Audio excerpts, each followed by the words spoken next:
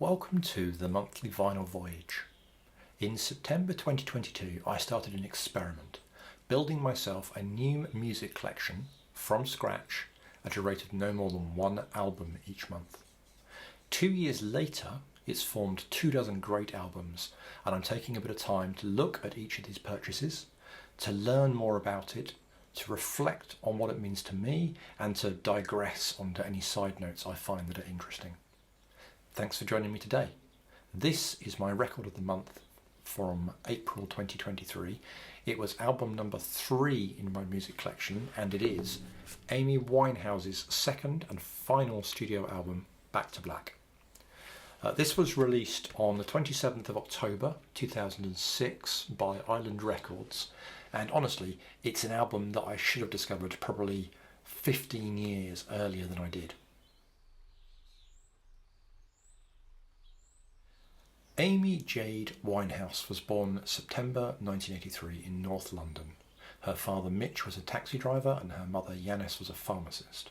But there were jazz musicians scattered throughout her family tree. And Amy grew up with Sarah Vaughan, Dina Washington and Ella Fitzgerald as her musical companions. Amy attended the Brit School in Croydon, that famous performing arts college that produced everyone from Adele to members of the Spice Girls. But before that, she'd been at the Sylvia Young Theatre School, where she lasted exactly 1 year before being expelled for not applying herself and for piercing her nose in defiance of the school rules. Even at 12, that rebellious streak was already defining her. By 2003, at just 20 years old, she'd released her debut album Frank, a blend of jazz, soul and R&B that earned her a Mercury Prize nomination and an Ivor Novello Award. But it was Back to Black, released exactly 3 years later, that changed everything. Back to Black was the result of Amy's collaboration with Mark Ronson, and their meeting was one of those perfect creative collisions. Amy flew to New York in 2006 to work with Ronson in his studio, and she came in with a crystal clear vision. She told him she wanted the album to sound like the Shangri-Las meets the Ronettes, those iconic girl groups of the 1960s. Ronson brought in the Dap Kings, a Brooklyn-based soul band known for their vintage sound, to back Amy on several tracks. Their analogue instrumentation gives the album its signature retro feel.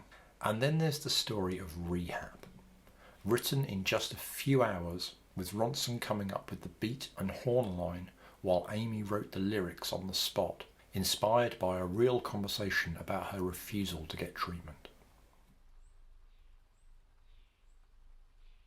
Back to Black didn't just succeed commercially, it fundamentally changed the landscape of popular music.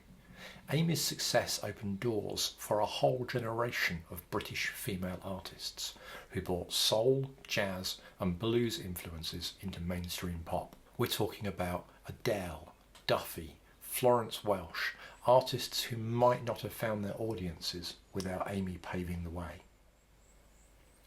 Amy's obituary in The Times notes how the 2000s pop scene was dominated by what it rather dismissively calls girl next door types. And into this landscape stepped Amy Winehouse with her whiskey breath, nicotine stained, bad girl persona. A striking contrast that evoked the raw spirit of Billie Holiday and Janis Joplin. Winehouse wasn't just making music, she was, as the obituary suggests, making a statement about authenticity in an increasingly manufactured pop world.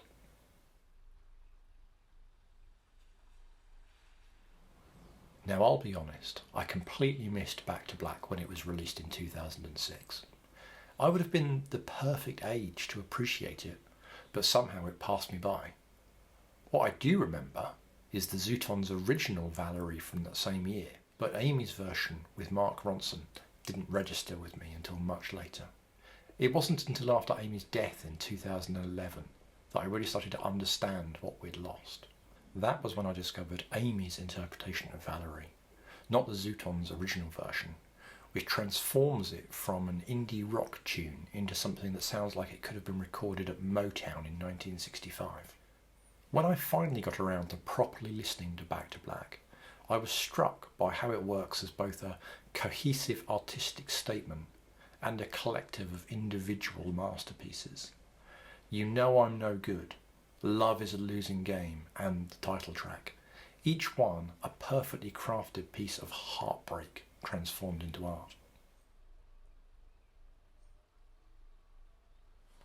I picked up the 2018 10th anniversary release, which I bought from Abbey Road. It's a beautiful gatefold release.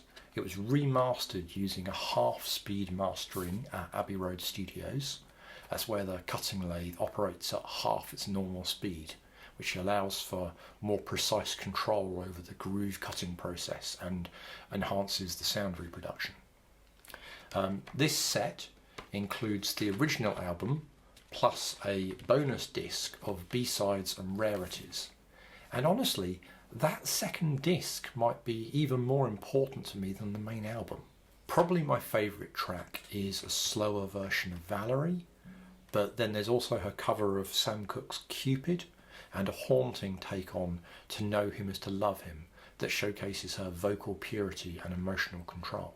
On a few of the demo deep cut tracks from the Back to Black special edition, you can hear Amy quietly asking if she sounds okay, a vulnerable moment that shows her humility and a need for reassurance despite her obvious talent.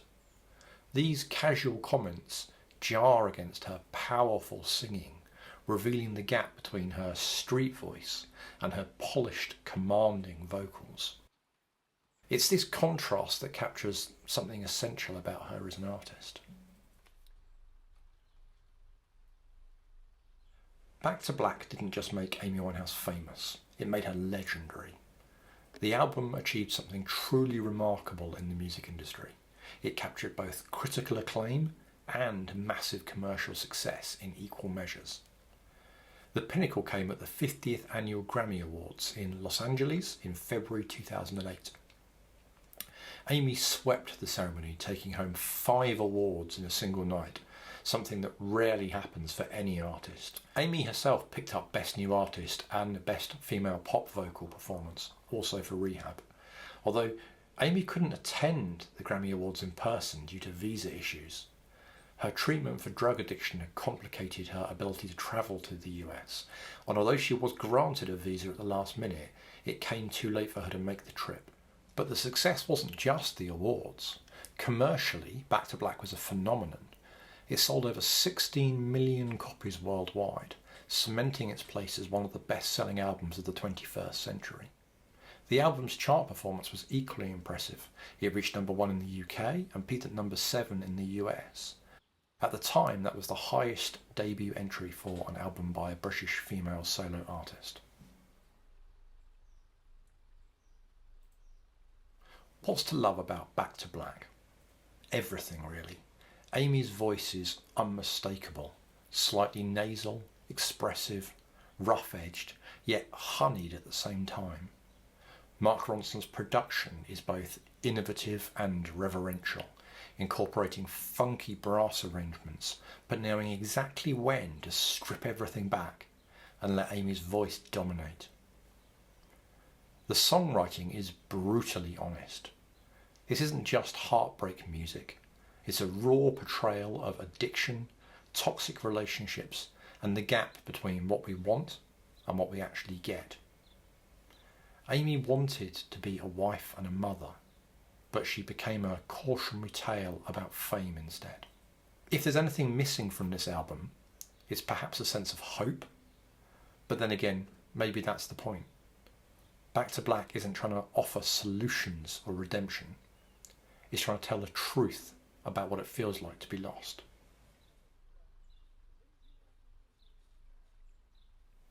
I keep coming back to the word tragedy when I think about Amy's story.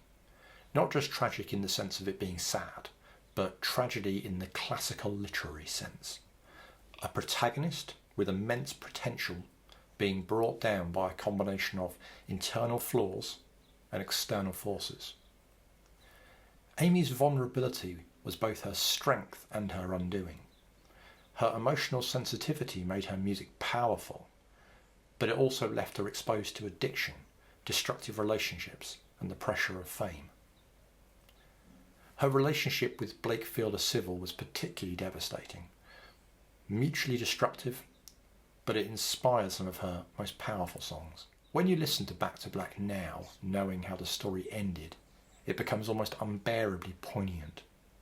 She achieved fame and critical acclaim, but not the peace or personal fulfillment that she craved. The contrast between artistic success and personal tragedy is the heart of what makes her story so haunting.